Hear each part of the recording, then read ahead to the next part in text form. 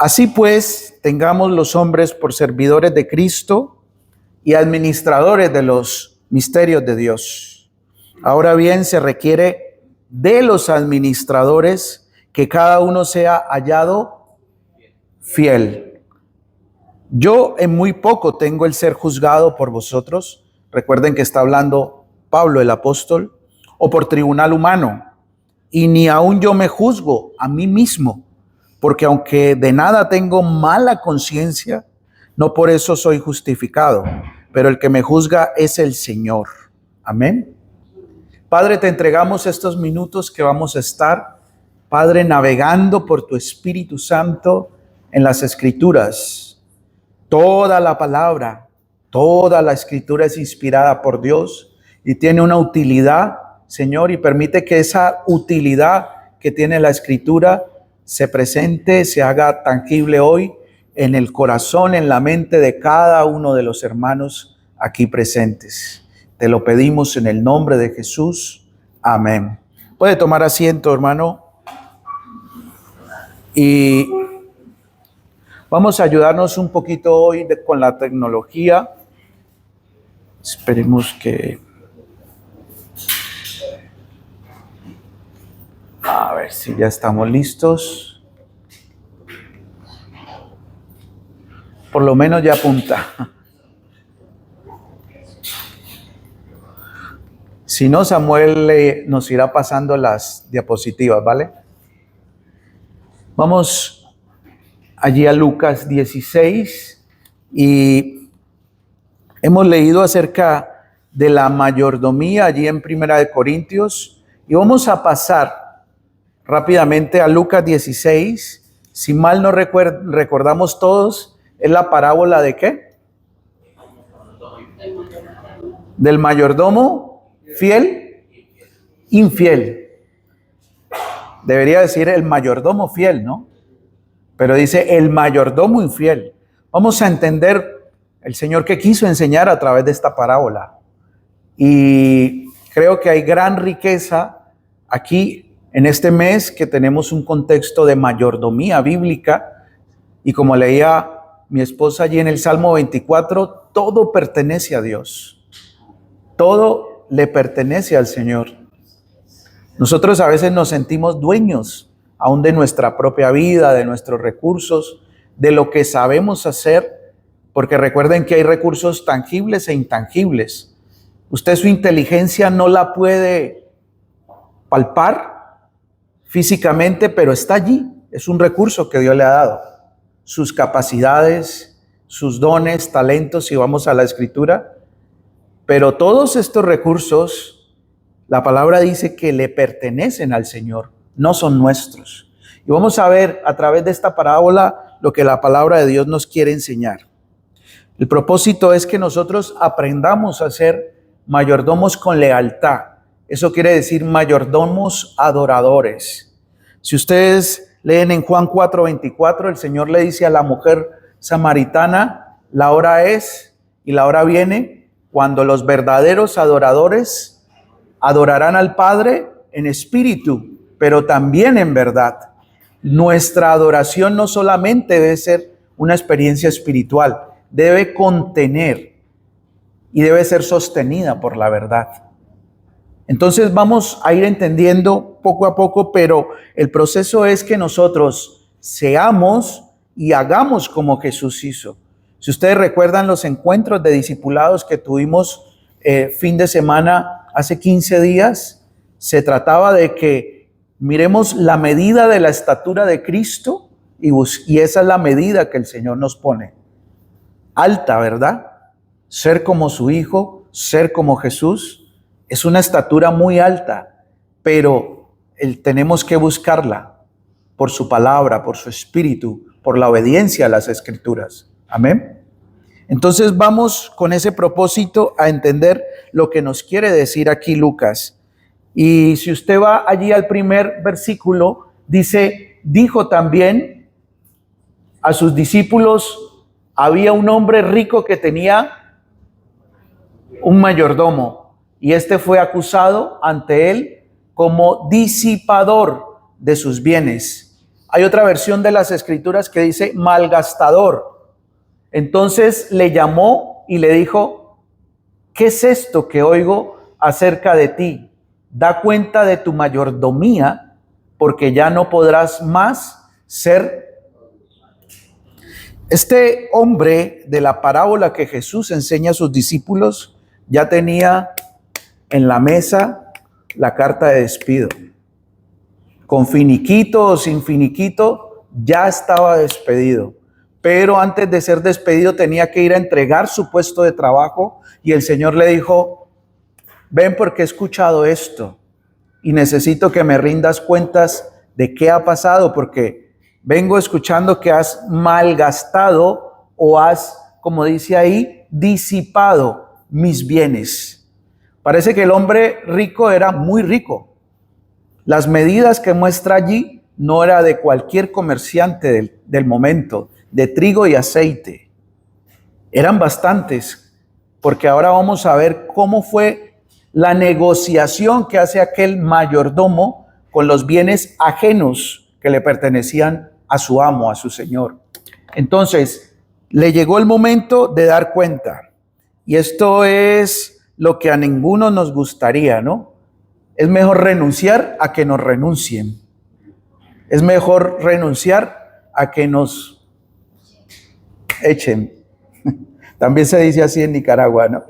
Que nos echen, nos boten, decimos en Colombia. Entonces, le había llegado la hora y no tenía más que hacer que rendir cuentas. Había usado mal los recursos. Pero sepa usted que los recursos no solamente son lo que podemos tocar. Como les decía ahora, los recursos también tienen que ver con nuestro tiempo, nuestros talentos, nuestros dones.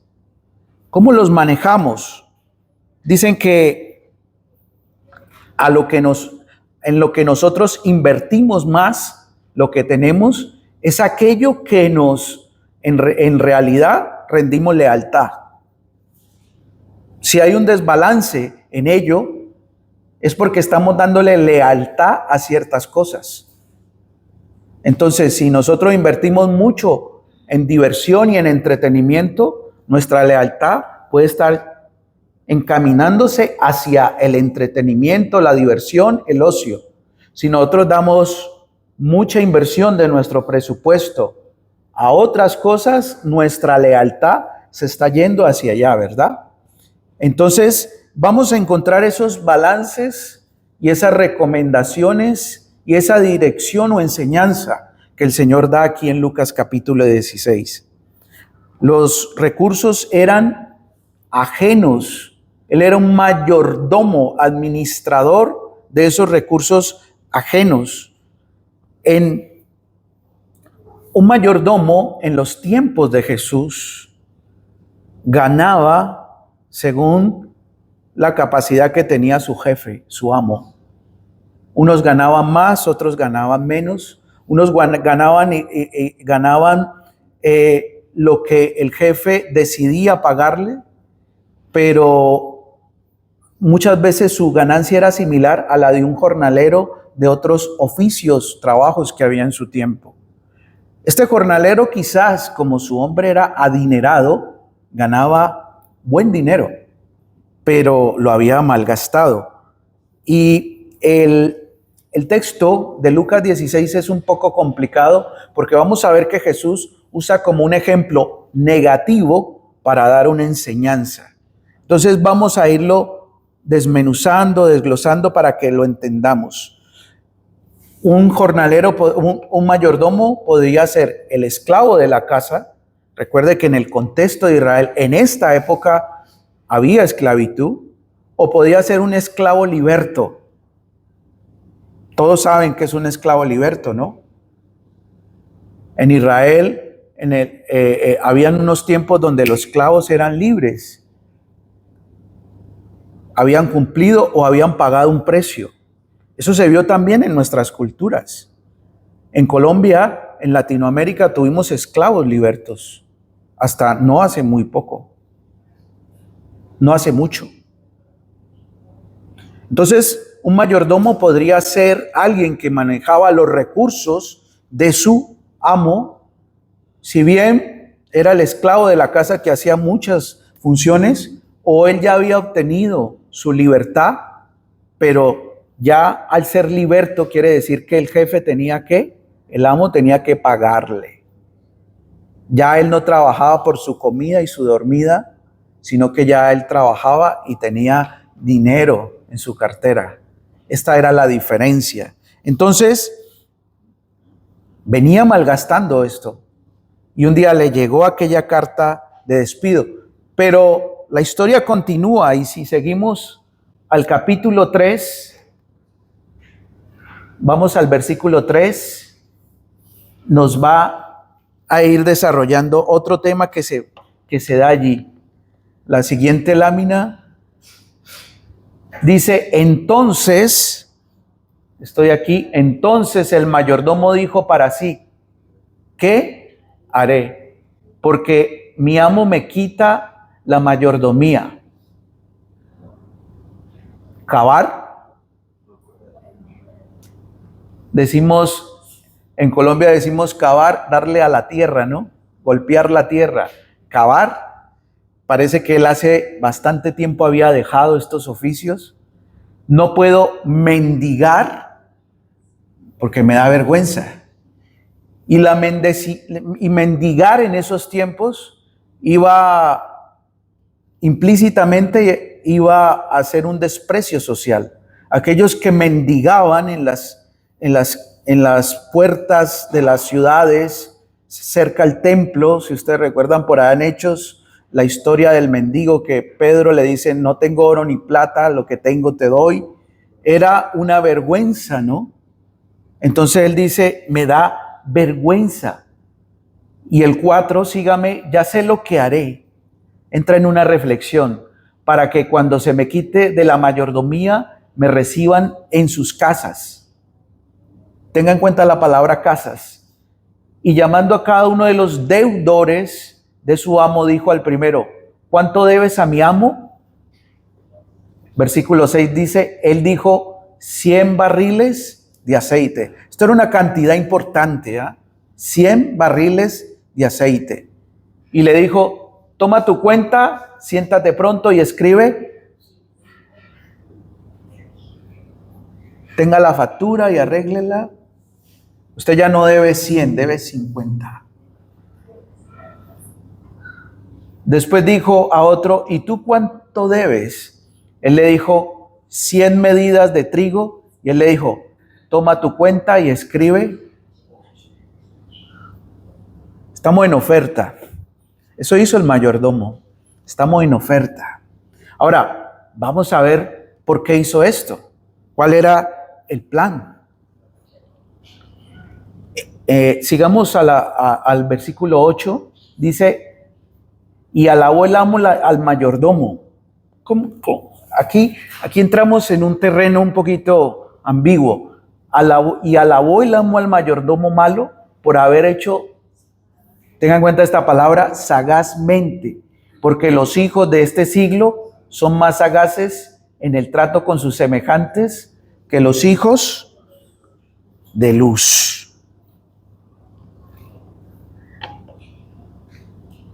Si la audacia, si la sagacidad se usara para hacer el bien, otro sería el mundo, ¿no? Dicen por ahí. Las cosas serían diferentes.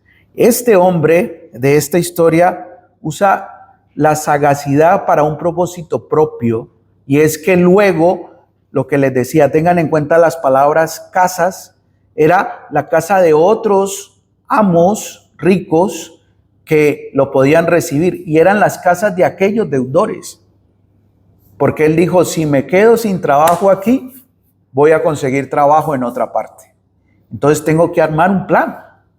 Y para armar dicho plan, usó de una sagacidad que luego su amo la reconoce. Él tuvo que reconocer: qué astuto es mi mayordomo, mi administrador. Mire, se ganó esta gente que me debía cambiándoles los valores de deuda de las facturas. Y dice: y alabó el amo al mayordomo malo por haber hecho sagazmente. tenía un plan, era una artimaña. Ética, no tenemos que voltear mucho para entenderlo, ¿no? Faltó a la ética, al respeto, a la honra de su amo que le había dado trabajo y que además había malgastado sus bienes. Pero dice, los hijos de este siglo son más sagaces en el trato con sus semejantes que los hijos de luz. Y empieza el Señor a abrir la parábola allí. ¿Qué sagacidad hay allá afuera? A diferencia de la sagacidad que debemos tener los hijos de luz. Su sagacidad fue admirada. Su atrevimiento para negociar los próximos días, su economía, lo que venía, fue admirada. Su capacidad de conectarse con otros, de aprovechar la oportunidad y construir relaciones, a diferencia de los hijos de luz. Este concepto de hijos de luz lo usa Pablo en 2 cartas. Una es Efesios y otra es Tesalonicenses. Creo que es la primera carta, refiriéndose al pueblo de Dios. Y aquí es donde empieza la sacudida. Si su hermano se está durmiendo, hágale así para que se sacuda, porque aquí viene la sacudida de la Escritura. Vamos adelante. Versículo 9. Se arruga y lo tiramos de eso.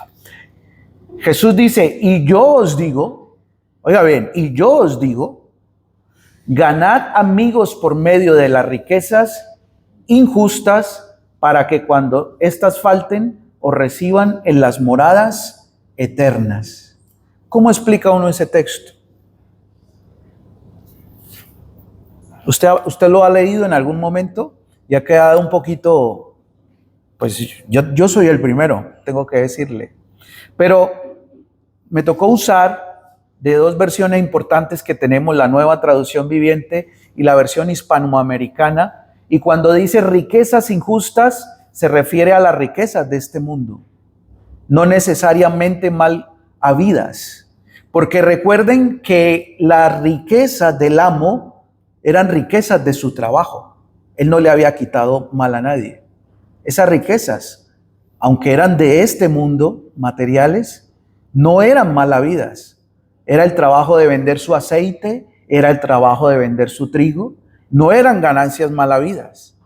La sagacidad estuvo en el uso de ellas, pero Jesús aquí empieza a introducir una enseñanza importante.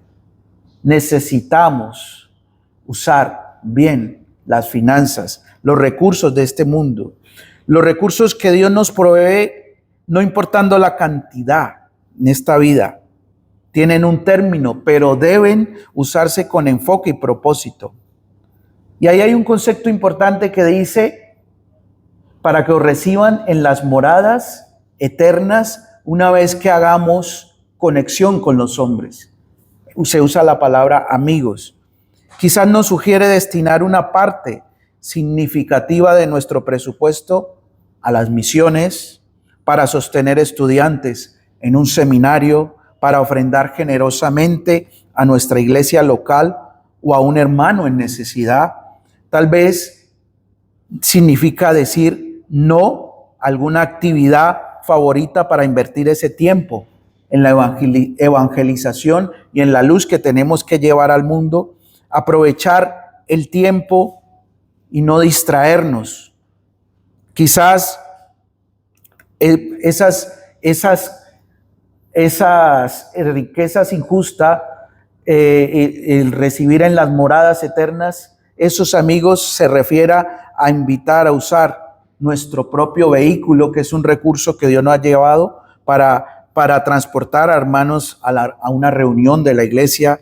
Puede significar invitar a comer en algún momento a un hermano que tiene menos recursos o que sí los tiene, pero a quien nadie quiere acompañar. Porque a veces no se trata de tener o no tener, se trata de la actitud de conectar con otros, que es lo que nos está diciendo la enseñanza, para ganar amigos y nos reciban en las moradas eternas. ¿En qué invertimos nuestros recursos? Quizás nos enseña lo valioso que es discipular a alguien con todas las demandas de tiempo, de atención, de dinero y esfuerzo que pueda requerir. Tal vez puede ser sacrificarse de muchas maneras, como Cristo lo hizo. No olvidemos que practicar el tipo más importante de inversión a largo plazo es invertir con un ojo puesto en la eternidad, donde está nuestra morada eterna. Porque nosotros a veces pensamos, no, el Señor, esto está desconectado de nuestras moradas, de nuestra eternidad. Pues la parábola nos da a entender que no. Porque Jesús interviene aquí y dice, y yo os digo. Y ahí es donde tenemos que empezar a reflexionar en lo que el Señor nos empieza a enseñar. Y dice, ganad amigos por medio de las riquezas injustas de este mundo, de esta vida. Se tradujo así, para que cuando estas falten, o sea que tienen un término, os reciban en las moradas eternas. Amén. ¿Alguno no ha entendido? Se lo explicaré luego si no lo ha entendido.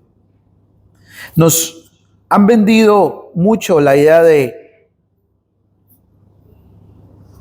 tener más para vivir plenamente, ¿no?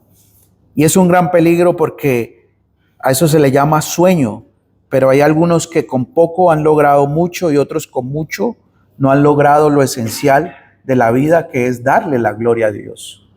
Pablo le dice a los corintios, sea que vivamos, sea que muramos, del Señor somos. Vivimos para Él. Y se nos ha vendido muy bien la idea que debemos tener más para ser más felices, ¿o no? Y que la felicidad está allí en tener y acumular. Y a veces se sale totalmente del concepto bíblico. Los recursos tienen un propósito, mis hermanos. Los recursos que el Señor nos da tienen una conexión con la eternidad y construyen desde aquí, pavimentan desde aquí, porque a través de los recursos podemos conectar con muchas personas y llevarlas a Cristo, a la cruz, a que sus vidas cambien. El Señor está más interesado en un alma arrepentida y convertida que en un millonario. Me explico mejor, que en hacerlo usted millonario. Amén. Suena crudo, pero el interés del Señor son aquellos que no le conocen. Hay naciones que, hay unas estadísticas, estaba viendo unos asuntos misioneros esta semana, y hay unas estadísticas que naciones como Singapur, que son tan pequeñas, con la colaboración y participación de 109 hermanos de una iglesia, son capaces de enviar un misionero a cualquier lugar del mundo. Mientras que en nuestros países en Latinoamérica necesitamos poner de acuerdo a más de 300 para enviar un solo misionero a las naciones. Y son naciones que están exportando el evangelio, llevando el evangelio a todo lugar. Y tenemos un problema en Latinoamérica. Sé que sé que la mayoría somos latinos aquí. Usted no es minoría, hermano Julián. No se sienta minoría, usted es colombiano también. Pero tenemos un problema, y es que hemos aprendido un evangelio que es para nosotros, introspectivo, va para adentro. Lo que la iglesia me satisfaga, lo que la iglesia me bendiga, pero no estamos pensando, no hemos adoptado un evangelio en Latinoamérica que nos ponga a pensar. Hay países, hay zonas del mundo que nunca han escuchado el mensaje de Jesús. Y debemos debemos usar estas ganancias, riquezas de esta vida para enviar a otros, para movilizar lo que realmente tenemos que hacer. Y es, ¿recuerdan Mateo 28 que compartían los hermanos que nos dieron los encuentros de discipulado? Id por todo el mundo y predicad el evangelio, haciendo discípulos, enseñándoles que guarden todas las cosas, y yo estaré con vosotros. Parece que la misión se ha frenado solamente en lo que la iglesia me pueda ofrecer, lo que yo pueda recibir, pero olvidamos que el Señor nos ha dado una provisión para esto. Hay una estadística que dice que el 50% de las personas que están allí sentadas son los futuros, pueden ser los futuros pastores de esta iglesia. Y uno dice, no, la misión es para el pastor, la misión es para el hermano. Yo solamente sentarme en la silla y nada más. Y eso, no.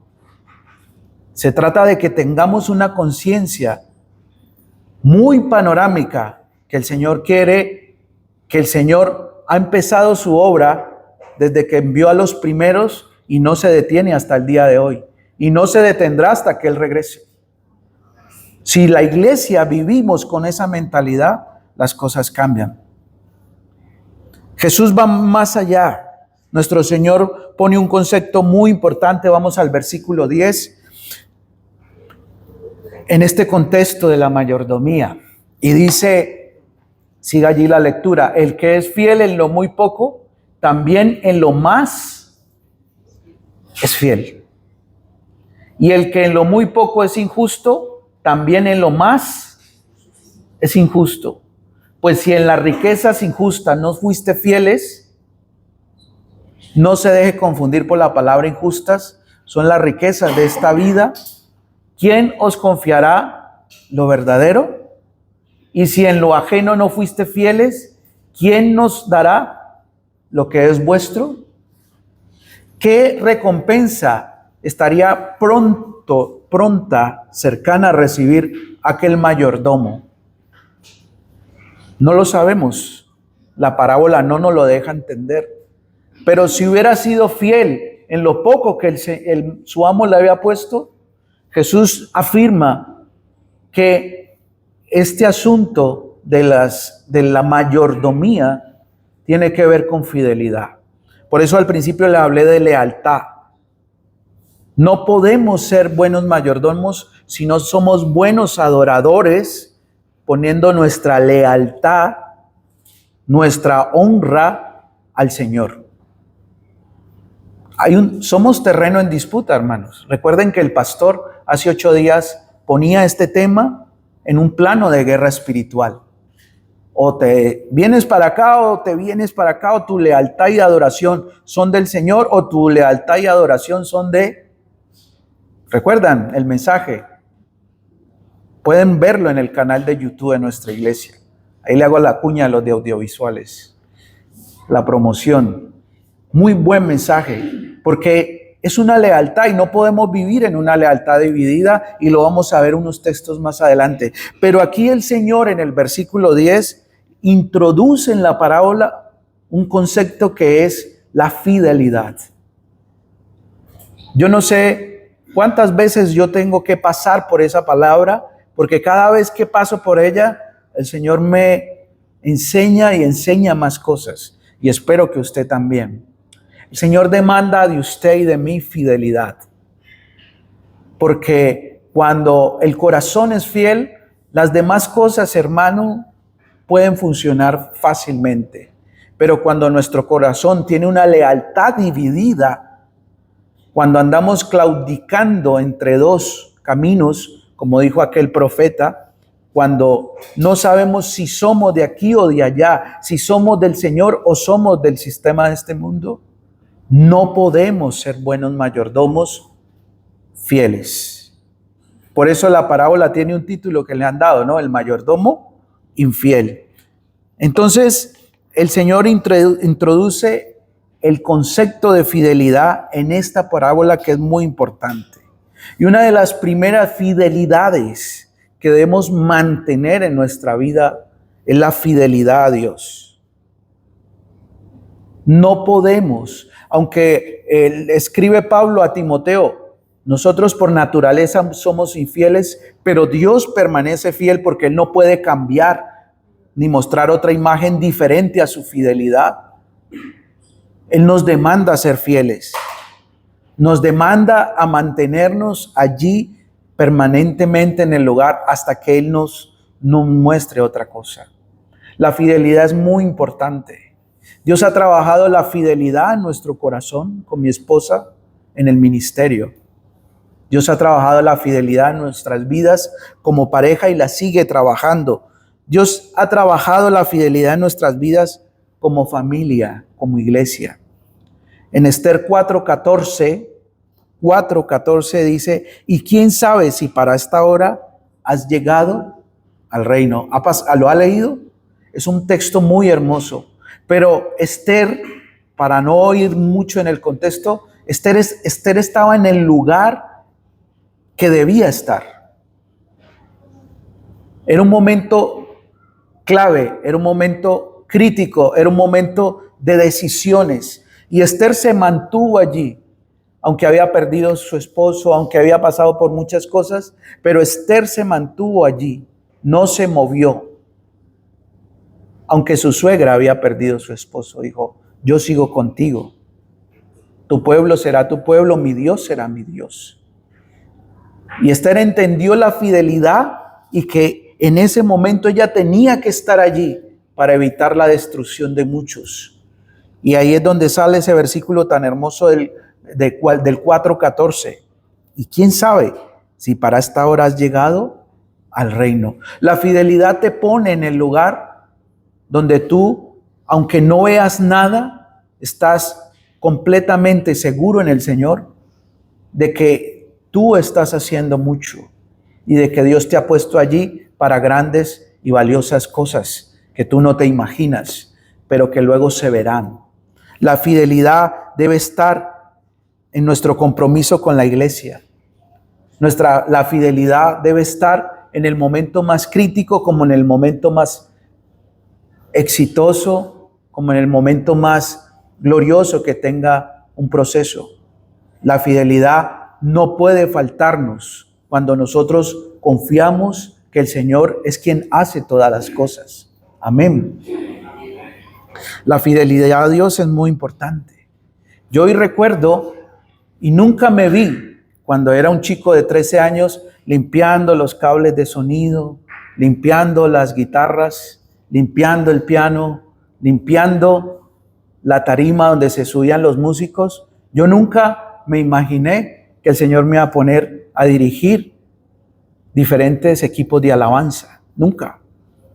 Yo solamente quería servir allí al Señor.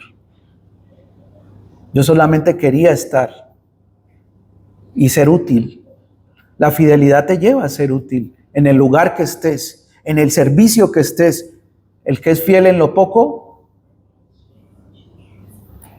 es como una promesa, hermanos. La fidelidad con nuestras esposas, la fidelidad de nuestras esposas con sus maridos. Yo me acuerdo cuando mi suegro, antes de entregarme a mi esposa en el altar, se acercó el discurso que me dio. Los que se han casado, ¿su suegro no les dio un discurso alguna vez? ¿O allí en el altar? El mío fue bastante fuerte. Es que hasta el día de hoy no lo puedo olvidar. Ya han pasado 21 años. Ese hombre que ya no vive, me miró a los ojos como nadie me había mirado a los ojos. Y me comprometió con la señora que está allí fuertemente. Yo no sabía si salir corriendo de la iglesia o mantenerme ahí. Pero como que una de las piernas me temblaba. Pero el Señor ya me había dado un discurso mucho más fuerte para mi inexperiencia cuando tenía esa edad. Efesios capítulo 5, 28 y 32, cuando el Señor le dice, esposos, amen a sus esposas como Cristo amó a la iglesia, y esposas respeten a sus esposos. ¿Y sabe por qué dice respeten? Porque el amor que Dios pone en la mujer por el esposo tiene un fruto de respeto. Cuando el hombre no recibe respeto de la esposa, no le están llegando bien las señales. se va. El hombre no puede entender que su esposa le ama si no hay respeto. Y la mujer no puede entender que su esposo le ama si no hay cuidado, si no hay sacrificio. Y esto no lo digo yo, hermanos, esto lo dice la palabra de Dios. La fidelidad a nuestro primer núcleo de familia, a nuestro centro, que es nuestras esposas, mujeres, sus esposos, es la fidelidad, el amor respetable, la fidelidad a la familia. Es muy, Dios no se olvida de nuestras necesidades. No importando cuánto haya en nuestro bolsillo. He visto a muchos que han llegado cuando hay poco y muchos que se van cuando ya hay mucho. Ya estoy bendecido, ya me voy, ya tengo paz, ya tengo tranquilidad, ya tengo un empleo, ya tengo una pareja, quizás encontró pareja en la iglesia, gloria a Dios. Un buen negocio se dio por ese tiempo que estaba fielmente en la iglesia, entonces me voy.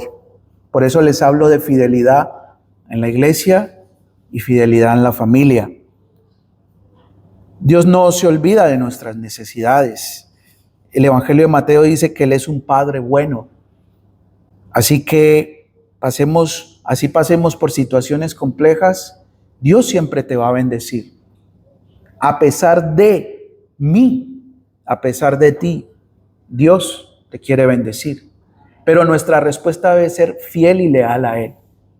Yo estoy aquí, me mantengo aquí. Amén. No ser fiel a Dios en buscarle y dar ejemplo es ser infiel a nuestra familia, a nuestra propia familia. Porque la mayor bendición que ellos pueden tener es un padre o una madre o unos hijos que amen fielmente a Dios. Esa es la mayor bendición que puede tener tu familia. Las otras cosas son añadidura, hermano.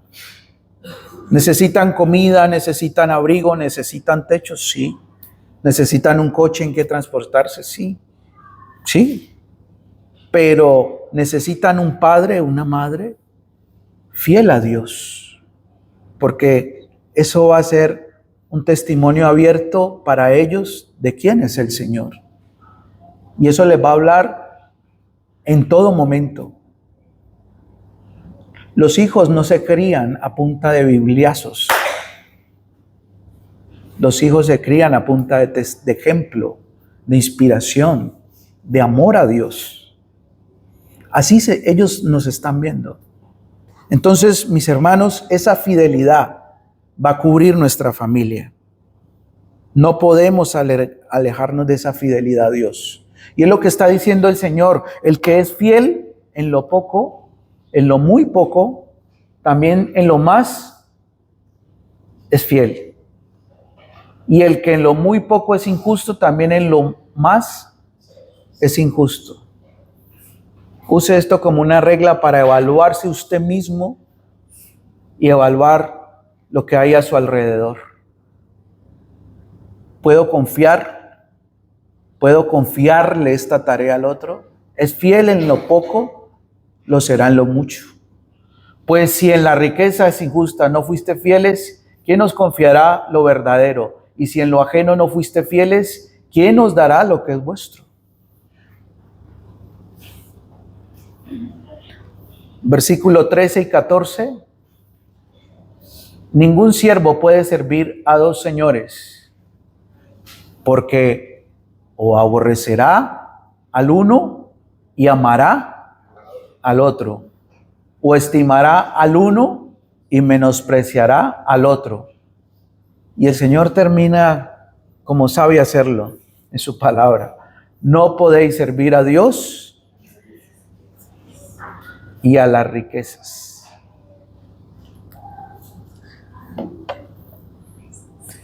Hermanos, ese no podéis nos pone la estocada. Salga usted esta mañana con la conciencia de que su lealtad y servicio a Dios deben ser con toda su vida y con todos sus recursos. Aquel mayordomo perdió el enfoque, perdió el respeto y la fidelidad a su amo. Y fue el principio de su fracaso. Allí empezó su fracaso.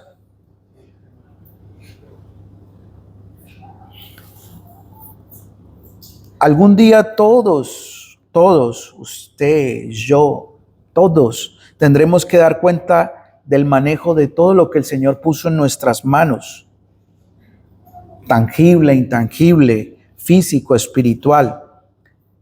¿Qué diremos? ¿Cómo estarán las cuentas que pondremos allí en la mesa cuando el Señor nos las pida? ¿Qué hiciste con esto que te entregué? ¿Qué hiciste con esta gran capacidad que deposité en ti? ¿Qué hiciste con este don que puse en ti? ¿Qué hiciste con... ¿Qué le diremos al Señor, hermanos? El Salmo 24 dice que todo es de Él y a nosotros nos corresponde administrar con esa lealtad y honra al Señor y administrarnos primeramente a nosotros mismos. Segunda de Corintios 4:2 leíamos al principio, dice: ahora bien, se requiere de los administradores que cada uno sea hallado. Vuelve la palabra fiel. Vuelve a aparecer la palabra fiel. En alguna iglesia usted le dirá en estos mensajes de mayordomía: dé más ofrenda, diezme fielmente, pero aquí no. Una vez que se hablan de estos temas de mayordomía, de economía, de finanzas, de recursos, hermano, la solución es diezme más, ofrende más, traiga la primicia. Algunos la hemos escuchado, ¿cierto? Sin hablar mal de nadie. Son nuestros hermanos. Pero lo que nos expone la palabra aquí es que el Señor quiere formar un compromiso de fidelidad mayor en usted. Un compromiso de su corazón leal a Dios, con el Señor. Esta semana, lo que, con todo respeto, yo le pediría y me pediría a mí mismo, es que podamos buscarle más a Él. Que podamos reducir el tiempo en las pantallas y en otras distracciones de este mundo. Que nos preguntemos a Él, le preguntemos a Él en qué podemos serle útiles. Porque cada uno de ustedes que está allí sentado, somos útiles al Señor.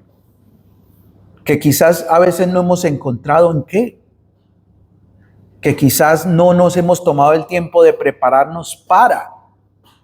Pero cada uno de ustedes es útil al Señor. Como dice aquella estadística, sentados en la iglesia pueden haber el 50% de los pastores de la iglesia, de los que presiden de la iglesia, de los que pueden servir en la iglesia.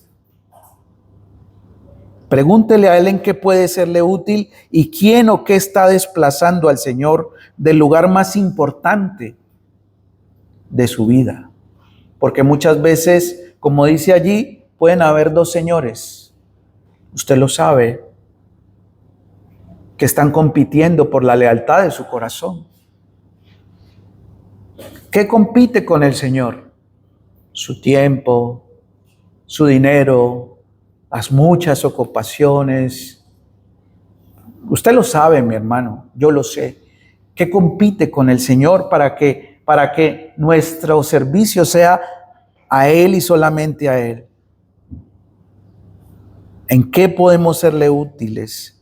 Eche cuentas y quítese gastos caprichosos, innecesarios, actividades caprichosas, innecesarias, preguntándole a Dios cómo puede administrar bien, con fidelidad, las bendiciones que Él le ha dado. Porque hay muchos distractores en este tiempo. Y a veces nosotros, aquellos caprichos se nos vuelven en grandes ídolos, ¿no?